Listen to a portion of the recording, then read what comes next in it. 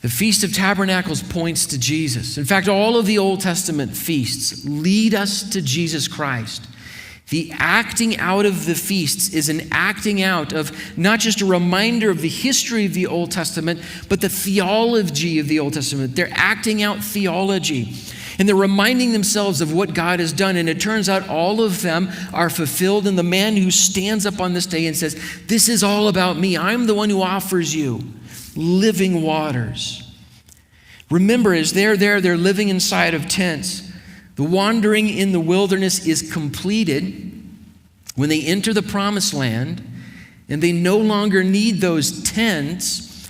They can put them away because now they can build houses, and now they have land, and now they have communities. They have places to actually lay roots. They're home now. So here's what happens on the 8th day of the feast. After all of this, after the pinnacle of sacrifices, they're on the 7th day.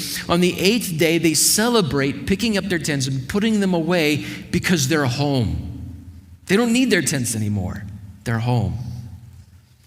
We wander through this life. And the Apostle Paul even says these tents that we live in, these broken vessels that we live in, full of sin, are being filled with the glory of God. But we walk through this life in these broken bodies. But friends, a day is coming when we enter the promised land, we can put away these tents because we are home. Because of what Christ offers us. He leads us into his promised land. Now we're home with him for all of eternity.